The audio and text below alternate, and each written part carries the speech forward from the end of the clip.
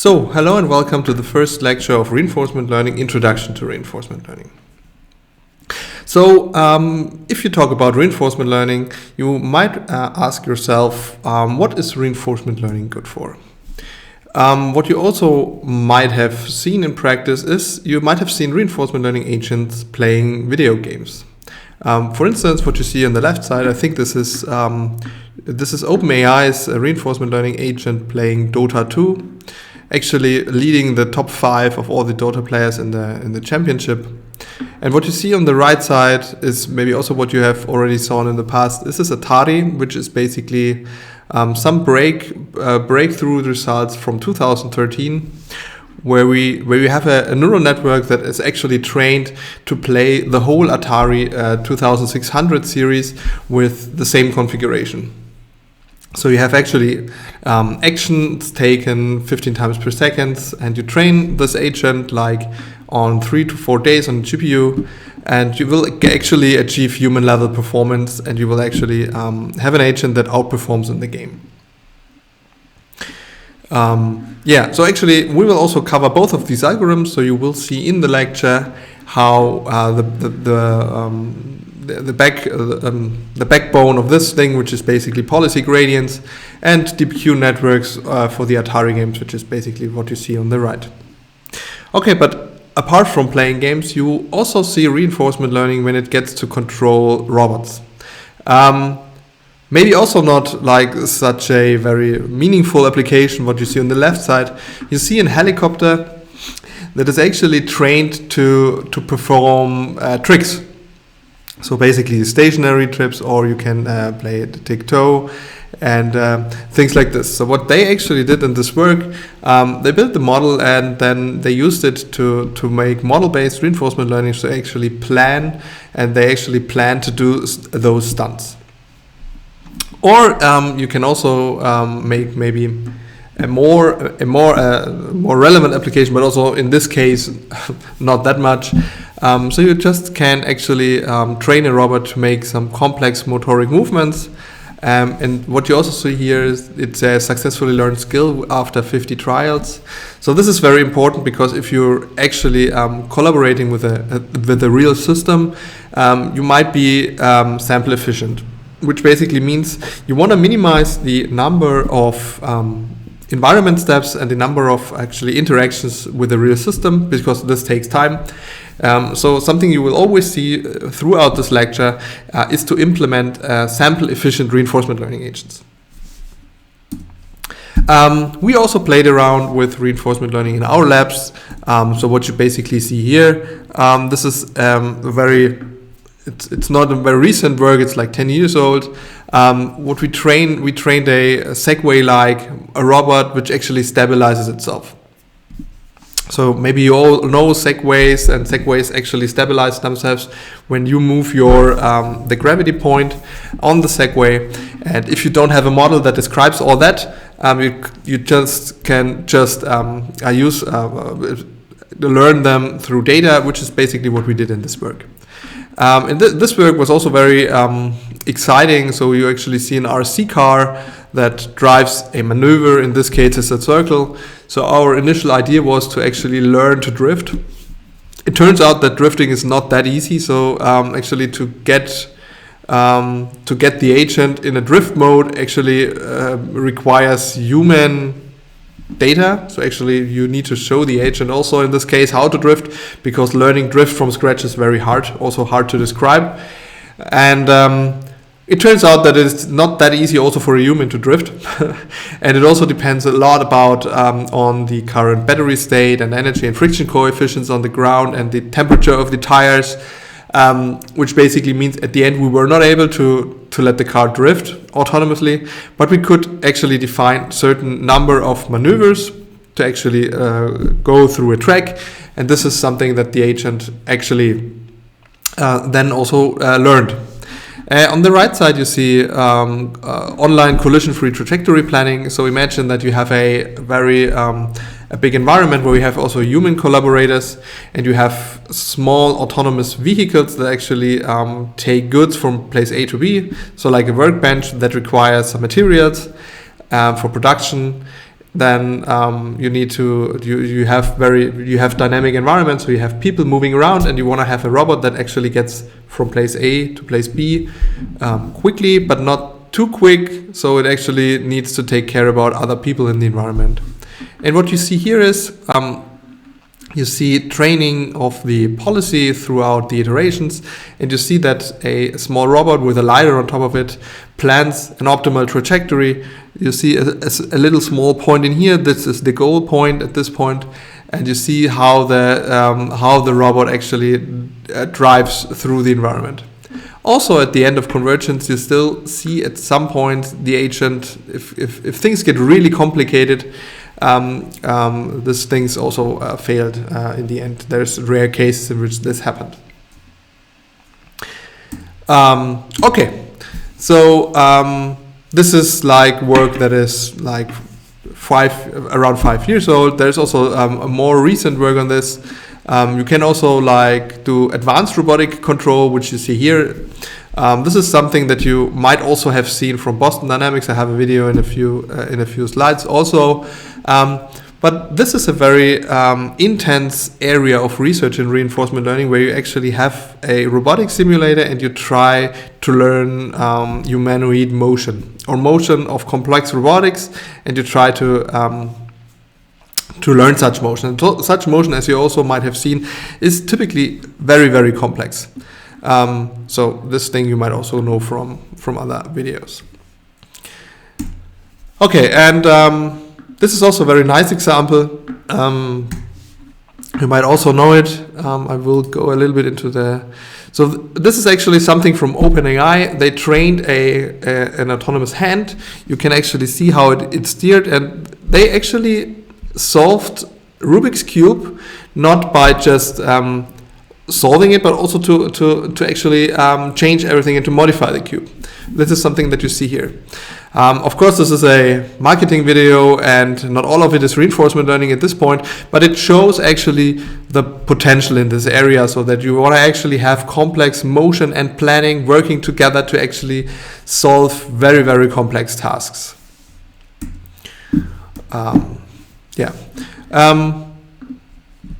If it comes to reality, so you also saw the simulation environment with the complex motions, you might also know videos like this.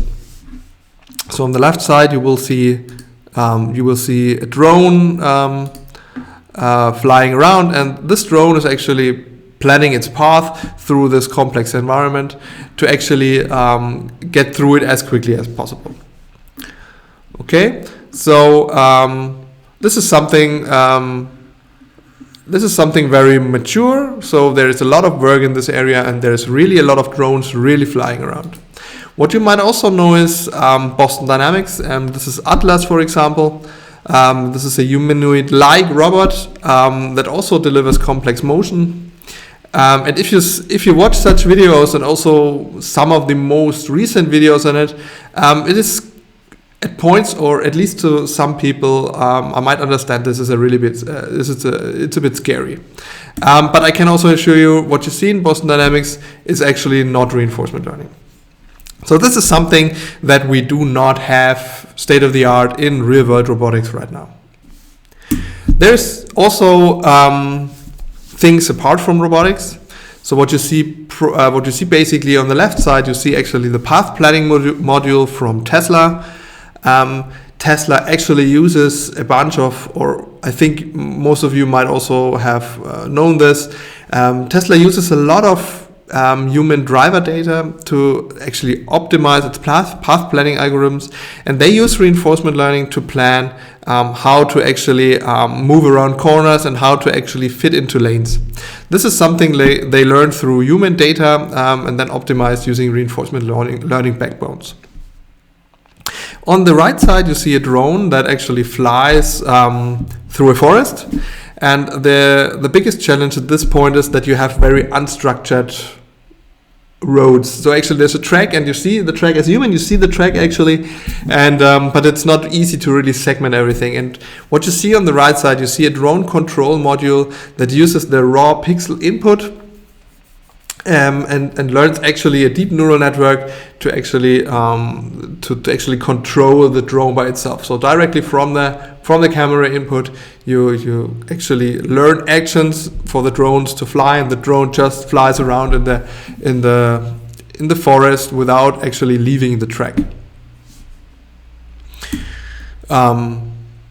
Further examples on that would also be what we also see in the lecture is like TD Gammon, which was a very, very early example of playing games. You will actually see how to make humanoids walk, and but there's also like some applications apart from it, like managing investment portfolios or controlling power stations. So this is actually things that reinforcement learning agents are actually working in practice. Okay, so this is a little bit for the motivation introduction where we see reinforcement learning nowadays. To get a little bit more technically, let's define I also talked about autonomy. Let's talk a little bit about what we mean when we say autonomous systems. So in the most basic setting, maybe an autonomous agent is just a simple reflex agent. Which means actually that an autonomous agent is anything that perceives its environment through some kind of sensors. So you have a camera, or you have an acoustic sensor, or you have some LiDAR sensors or radar, and you perceive the environment by it. Then you actually use this information or some representation of what you deduce from the sensor information to actually act with it. You might, in the first case, say that you have a physical actuator, maybe something like a gas pedal or a brake, that you can actually physically control something. But you can also think of like software agents, where you have some action that you send through a network channel or a TCP connection. So this might also be, in a sense, an autonomous system, because it acts autonomously through commands. But the thing is, it needs to operate without any interference. So it should work autonomously. No human input is required. So in this case, you saw also the main thing at this point, what is intelligent in this case, it's maybe the sensorics. So you have sensor information, and the question is how to actually perceive how the world looks like now. So you can, in a sense, say, so the simple agent does perceive and act. So you perceive the world and you act based on this information. This is, of course, in a sense, a little bit naive or dumb agent. You can also put a little bit on top. So what you can actually define an intelligent utility-based agent. A utility-based agent is anything that also perceives its environment via sensors. So this thing is still the same. And you also act based on actuators or like soft things like the TCP channel, and you also operate without any interference. So this is always the same. However, now you direct all the actions that you want to take towards achieving goals or maximizing your utility function. So in the first case, you say, if something happens, do this. So if the velocity maybe, for example, is too high, brake. So you can think of something like if then else rules. So in this case, you have some more mature technology. So you actually want to maximize something. So you say, I want to be as fast as possible, but I do not want to violate constraints. This requires a little bit more knowledge about the underlying process, how the world works, and it also requires more planning. So in a sense, you have the state in here, and you actually estimate, if I'm doing something, how does the world evolve? Or if I'm not doing something, how would the world evolve? You can, in a sense, say you model the world. And what you also see on top of the previous agent, you have those components. And in those components, you also say, okay, I know what the world is right now, and I know how the world will actually evolve in the future. And now I want to take my actions to evolve the world in order to maximize something. So in order to get to my destination as quickly as possible. And in a sense, this is what we call planning. So what you can say, this agent uses information about a utility function or something to actually perceive and plan to control. So this is a utility-based agent. but also in a sense, there is no real learning in this case. So we didn't actually learn something. We had a representation of the world, we perceived the environment. Of course, in this case, we could use learning for this, but this part doesn't actually learn anything. This is why we define the learning agent. So learning agent also puts something on top of so still it perceives the environment via sensors, it still acts with actuators, and it operates autonomously. But now the thing is, it learns how to better achieve goals or to maximize a utility function. So we had a utility function before and we just maximized it. And now we learn actually through interacting with the environment to actually optimize this function. So in this case, probably what you can say, you have your sensor information, and through the sensor information, you have some critics saying to you, you're good or bad in how you're doing so far. And you have a learning element that says, okay, in some kind of loop, I decided to do something and I gained knowledge about the environment. And through this interaction with the environment, I was doing better or I was doing worse. And you take actually this information to learn more on the environment and also to learn more about how you actually should perform and execute actions. So in a sense, you can say this concept is something like percept and learn to control. Which is not necessarily something that needs to go separately. In a sense, these are the kind of agents that we will talk a lot during this lecture. Okay, so now you have seen a technical description about how we define autonomous systems, and it might sound a little bit weird to you. You say, okay, where actually do I find such autonomous systems in practice? And we see such autonomous systems a lot. Maybe not now, but we think of them a lot. You see autonomous systems basically in autonomous cars. So autonomous cars, like the forefront of doing autonomous systems, you have many constraints, you have legal issues, you have privacy issues, you have a human driver, you have non-autonomous systems that also interact with the autonomous system. So this is like the basic thing that puts everything on top. So there is something that it really combines a lot of challenges in autonomous systems developments. You also have smart homes or smart buildings that adapt to your occupants. So I also have some lighting system here. It is not really adapting to me, so I wouldn't call it an intelligent agent, but it optimizes some utility functions. So I think it optimizes like energy consumption, but it doesn't really fit to what I'm thinking. So also during recording this video, I think the lights have gone out. You have intelligent traffic lights control, so actually adapting to the current situation of the traffic. Or you have virtual assistants that manage appointments for you or answer your emails autonomously. Or might also have seen this. You have recommender systems that you find a lot, for instance, in for movies in Netflix, or consumer products in Amazon, or advertisements for Google, or content in Facebook, or music in Spotify. So recommender systems are kind of very mature and basic reinforcement learning systems, or bandits in some cases. We will also see them in a later point in the lecture. But such systems are also basically building on top of the ideas of reinforcement learning. Or of course you model like intelligent bots to model player, also to generate content in computer games. Okay, now let the introductory part aside. Now let's really talk about reinforcement learning and what reinforcement learning is in practice. So if you Google reinforcement learning, the main thing or the main image or picture that you will find is this picture. So the basic paradigm in reinforcement learning is the reward hypothesis. And the reward hypothesis basically says that all goals can be described by the maximization of the expected cumulative reward. And the question is, do you agree with this statement? So it's actually everything in the world the success or the predictive performance of an agent can be actually judged by this statement. We will come to this in a minute. In reinforcement learning, what you always have is you have an agent, and the agent interacts with the environment. So this is the agent environment interface. And the agent interacts with the environment by just taking and executing actions.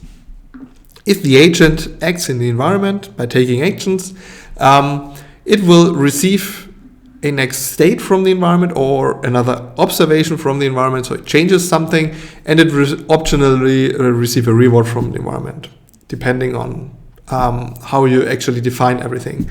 So this might be, for example, if you have a robot and the robot just decides to go a step forwards to the environment, it will change the position of the robot in the environment, so it changes the environment, and you will provide another angular view maybe through the camera. And maybe you will also receive because you took one step further towards a goal.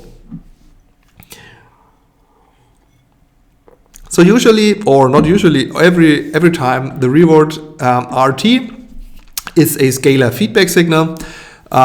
So you also see that everything happens in discrete time steps. Actions is something that you define, the state is also something that you define, and the reward is something scalar.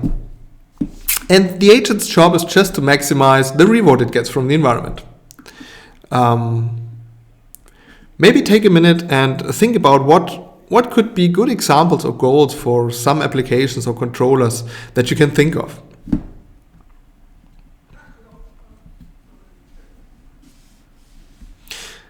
Okay, here might be some applications. For instance, if you have, this is just some examples of different applications. If you, for instance, have a robot that you control in a grid world, so this is a toy example that you will also see a lot during the lecture, and which is basically saying that you have a robot that starts at some position and whose goal is to just act in the environment to reach a terminal state. And in this case, for example, you could define, okay, the robot is supposed to be going from start to end, and it gets a positive reward if it receives a treasure, and it will get a negative reward, for instance, if he falls into a trap. For video games, for instance, you could imagine that increasing the game score would be a positive reward and decreasing the score would be a negative reward. Or if you just die, it would also be a negative reward.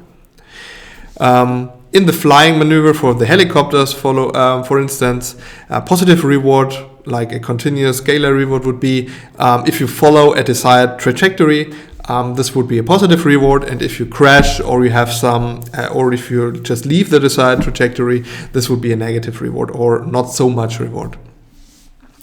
And for instance, if you learn a humanoid to walk, for instance, you would define, or in many cases we do this, you define a positive reward if you actually move forward, and you define a negative reward if you just fall down or just die or something else. So in practice, it's not that really easy to define such reward functions. So, defining a proper reward function is really crucial for the success of many reinforcement learning agents, and this is something that you can also see here. So this is two examples. This is there's a physics simulator called MuJoCo, and this is basically two environments from this. And what you see here, this is Reacher. So you have a two-armed simple robot that's goal is to reach a target, and here you have. It's called half cheetah because it's like the half of a cheetah, and this thing should learn to run. So in the beginning, basically, this thing would just fall down and not be able to just run. In this case, it cannot fall to the side, but it can just fall to the ground.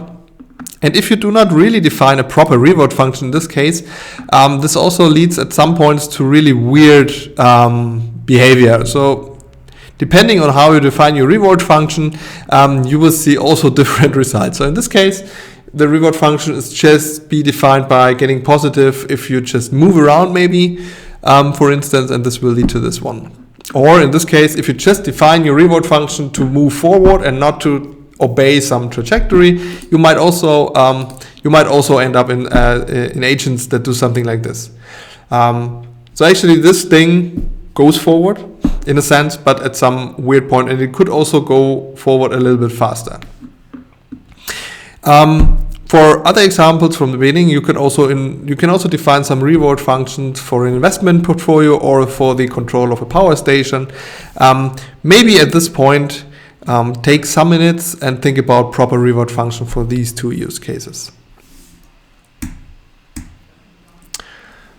Okay. So it turns out that reinforcement learning is not something that just comes out of nowhere from the machine learning community.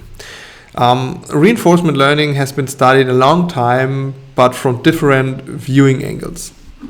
So in a sense, we, or most of us are from computer science, we usually cover reinforcement learning when we talk about machine learning. So we have supervised learning, we have unsupervised learning, and also we have reinforcement learning. So in computer science, this is some paradigm of using machine learning. But it turns out that it also the basic thing of reinforcement learning, which is the science of decision making, has an intersection to many other things as well. So you will find them, for instance, in psychology, where you have the concept of conditioning and behavior and decisions.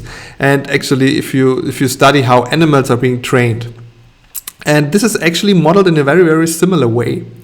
And this is also very closely connected to the field of neuroscience. In neuroscience, you try to understand how the human brain takes its decisions. So you talk about the dopamine systems, and you also talk about rewards in a sense, which is also basically giving the foundation of what we do in reinforcement learning nowadays a lot.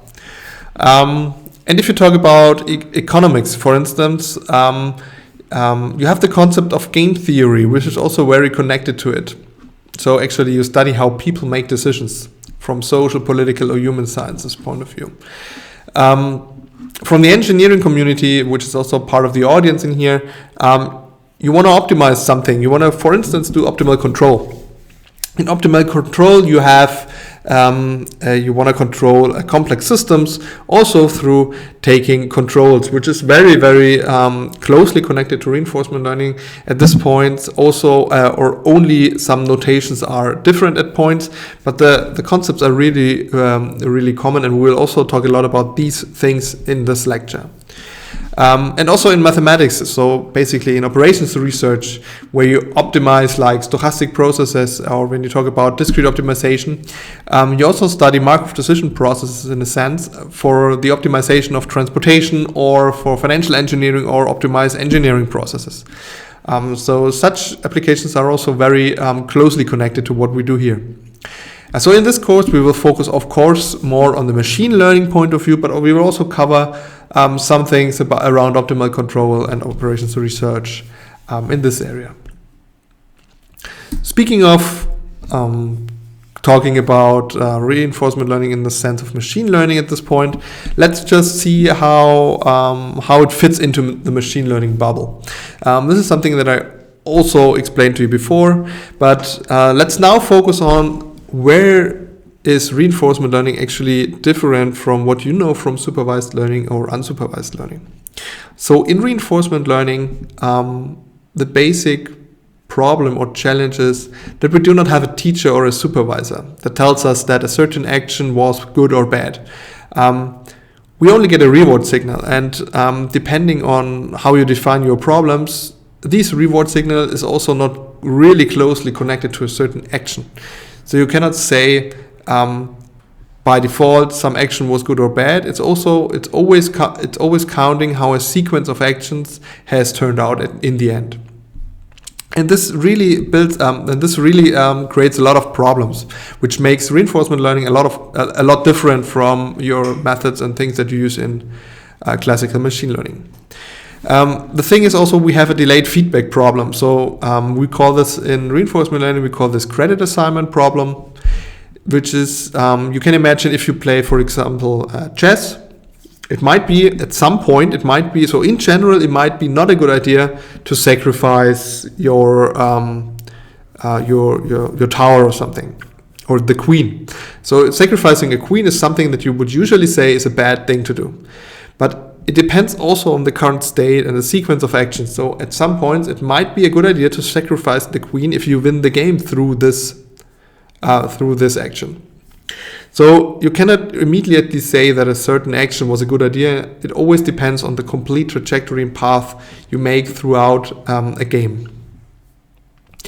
So learning actually, we learn actually by interacting between the environment in the agent over time. So we have like a feedback control mechanism, and this is the only thing that we can actually generate in sample data that we use for training. And this is actually one of the main issues in reinforcement learning, because what we usually assume in supervised learning is a IID assumption. The IID assumption says that the data that we use for training is independent and identically distributed. So the thing is that the samples that we draw from our data set, if we draw some samples, they are independently drawn from each other and they are stemming from the same distribution. So in reinforcement learning, we have two problems in this case. The first thing is that an action that we do actually affects what we see next. So they are not independent. So two actions and two samples that we actually receive from the environment are not independent from each other. And at points it also turns out that the data that we receive through the environment is also not identically distributed. So through the learning process of an agent, probably it will not follow the same trajectory. So actually it also the distribution that leads the agent to decide on taking an action, it also changes over time. Which also basically means that we are receiving samples from different distributions. And this makes it really hard actually in practice to stabilize reinforcement learning algorithms. Okay, and from this also follows that we have an active learning process, which basically means that the actions that the agent takes affect the subsequent data it receives, which is something that we could also see in supervised learning approaches where we have an active learning paradigm saying that we want to decide on the data and the labels we see next. And this is something closely connected also to reinforcement learning. So you might also have seen why, you also have maybe seen that reinforcement learning is really prominent lately. And the question is, why is this the case? First of all, you can say reinforcement learning takes, of course, advantages of the advances in deep learning in general. So reinforcement learning and machine learning, they are both very old and date back into the early 50s, but they were not really closely connected to each other. And with the advance of deep learning, these concepts also helped reinforcement learning to scale. So, and of course you have seen graphs, something like this. So with deep learning, you have a lot of data that you require to actually reach a good performance, but the performance that you can actually reach, they reached levels that were unprecedented before, that you have never seen before, and this actually makes them also applicable in real-world problems. So basically, this breaks down to the advance and of convolutional neural networks. For instance, with convolutional neural networks, we revolutionized the detection of objects in images and image classification, and this is also something that then immediately transferred to the reinforcement learning community.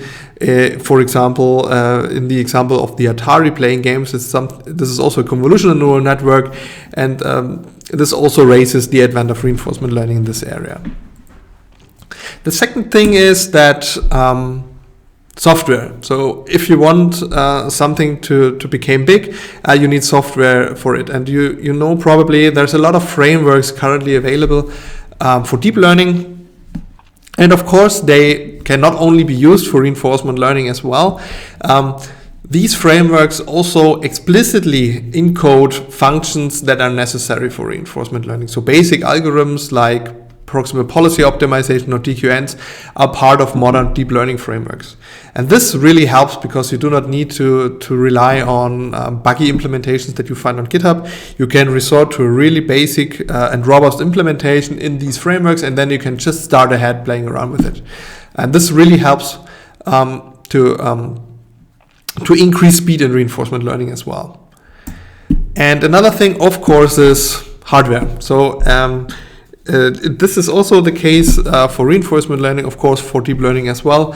So if networks are getting bigger and bigger, and if your input to an agent is, for example, a camera image, you need to process the camera image. And this requires like big GPU that processes all the pixels and having a convolutional neural network and actually learns all these weights. And with the advent of GPUs and memories, and in reinforcement learning, we always resort to a distributed architecture to actually calculate and optimize policies. This also helps, of course, to reduce training times and iteration times with reinforcement learning applications. And of course, like from a methodology point of view, due to these aforementioned advances, we also see a lot of, so in the last 5 to 10 years, we also see a lot of new algorithms that popped up out of combining things and coming up with new ideas. And all these algorithms, they have different advantages, or they follow different concepts. And this is also like a mature playground to get new ideas and to make things more sample efficient, computationally lightweight, and things like this. And last but not least, there is a lot of really good open source algorithms implementations available. So if you look out of GitHub, you see a lot is like people that submit papers to late and big conferences. There is also like a GitHub repository available so that you can reproduce the results and build on top of them. Okay, so we will learn a lot about reinforcement learning in the upcoming lectures. And if you have so if you want to learn more about reinforcement learning at some point, and you will dig into details a little bit more deeply, I have a number of books I can recommend to you. So, for instance, these two books. So this is a very basic book. This is Reinforcement Learning: An Introduction from Rich Sutton. This is a book that will be cited a lot also during this lecture. And main of the material of any reinforcement learning out there is basically building on top of this book. It's freely available. You can just download it as a PDF and work with it. So these two books are really like something that are prominent in the AI community. There's also like Approximate Dynamic Programming, a book that you can use, that you can also see. But here the perspective is more on the operations research community. So it's coming more from discrete optimization and math. If you want to talk about a little more about Python and implementation specific things, then you can use this one, Deep Reinforcement Learning Hands-On.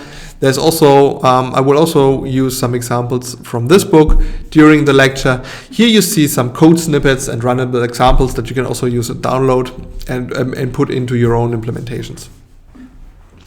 And there's also a lot of books like in here, they are like coming from the optimal control community, from the optimization and control community. They are basically called Dynamic Programming and Optimal Control. So if you want to study like the engineering point of view a little bit more for reinforcement learning, you can really resort to those books.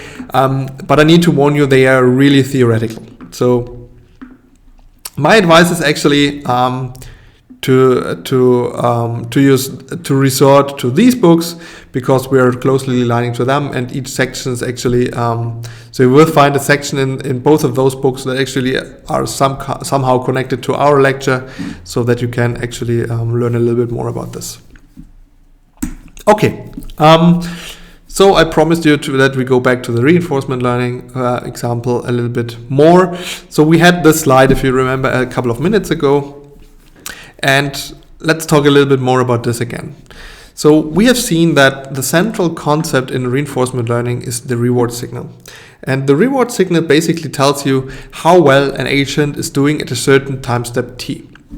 And the agent's job is just to maximize the cumulative reward. So actually, throughout training or through the course of the training, the agent should maximize the reward it receives from the environment. This means both. So this means that you have intermediate rewards, or you have also cases where you just get a reward at the end of the episode. So like when the episode terminates. So basically what cumulative reward means, it's just counting how much you receive overall.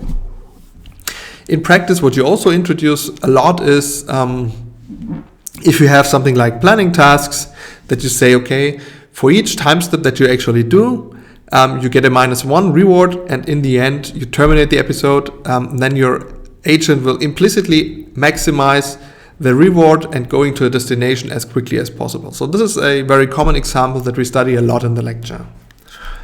Okay. So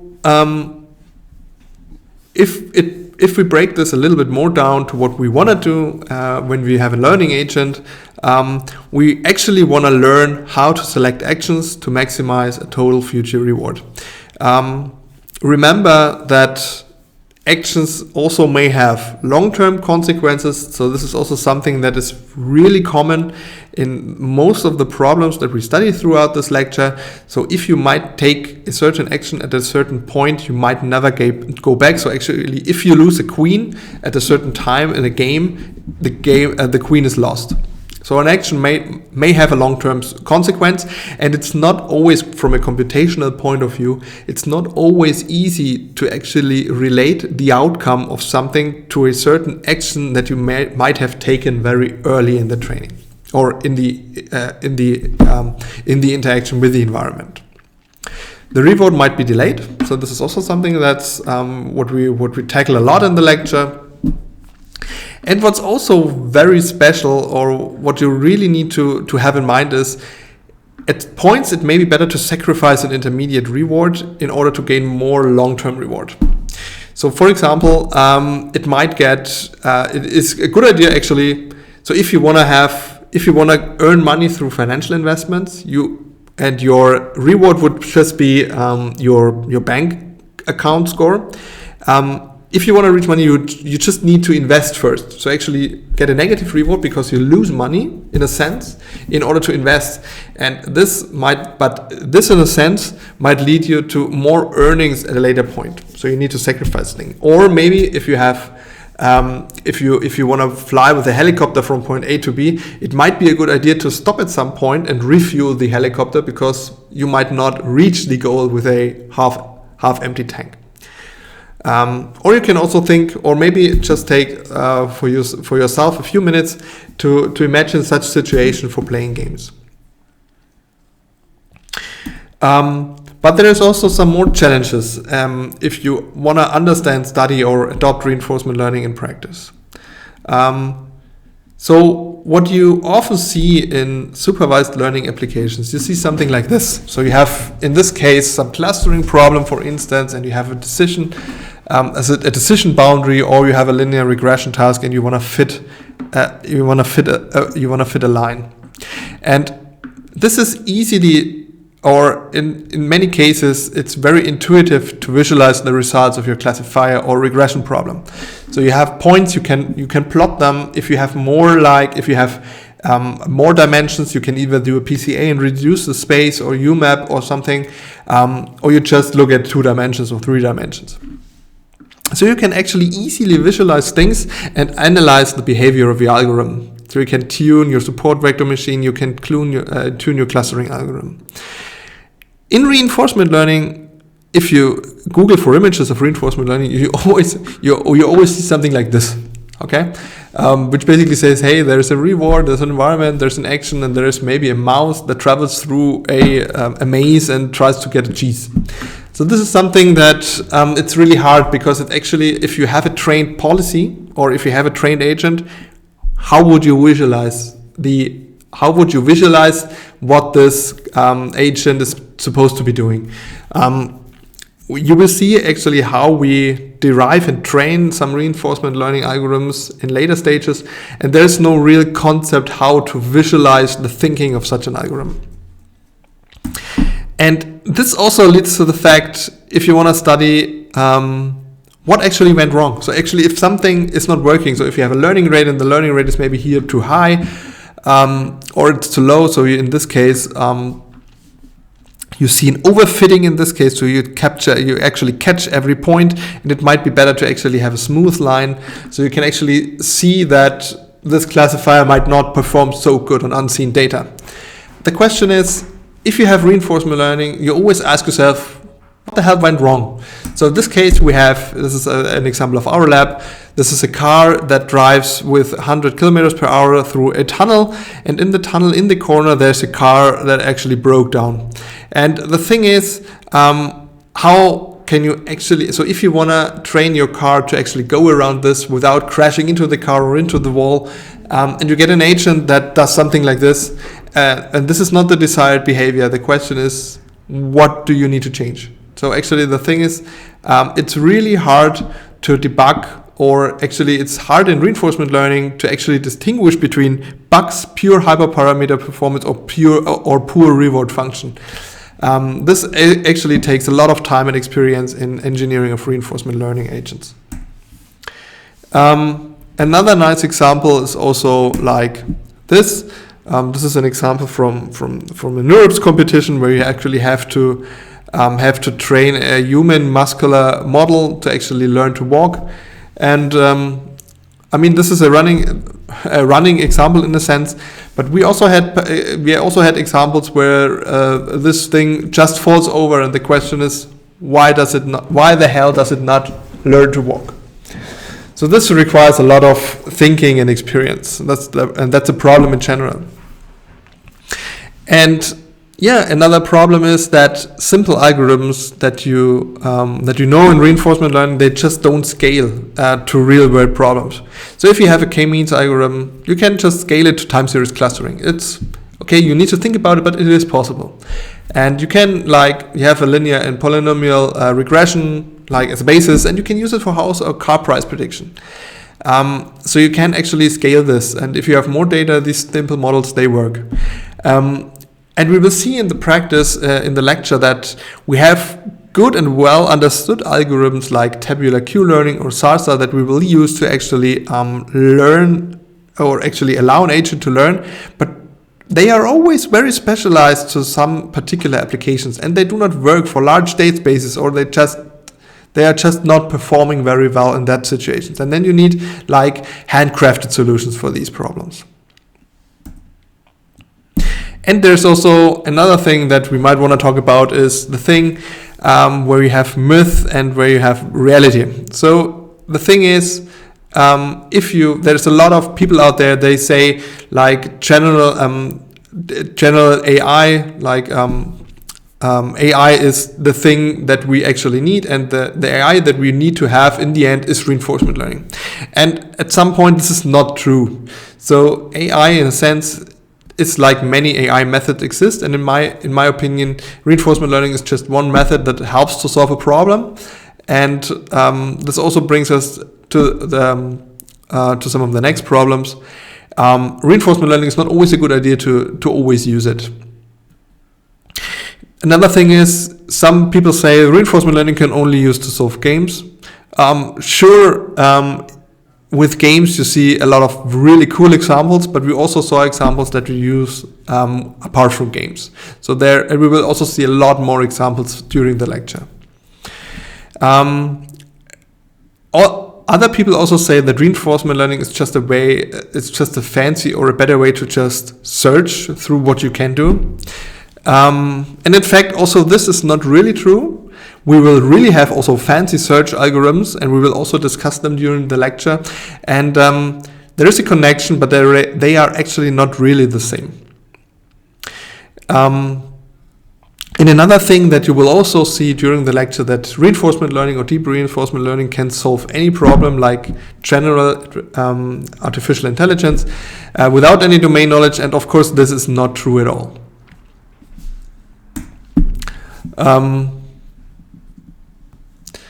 There's also a really nice really nice article versus deep reinforcement learning can solve anything versus deep reinforcement learning does not work at all. You can look at this link and maybe read through it and laugh a little bit about this. Okay, this is also a guy, Bert Sekas, which is the author of one of the books before. You will also see a little bit. You will see him at points. He's a nice guy. He also provides lectures on this. So actually for the upcoming few lectures, we will resort a little bit to this kind of syllabus. So if you do actually reinforcement learning, you can separate them into different areas. You can first say, I use reinforcement learning over experience data, so I will actually let the agent interact with the environment. This is something that we have talked a lot in this lecture already. And then you have different ways of doing this. So you can actually learn a value function, which is something that we will see in the upcoming lectures. In value-based reinforcement learning, then you can learn a policy, which is basically directly learning what to do based on where we are.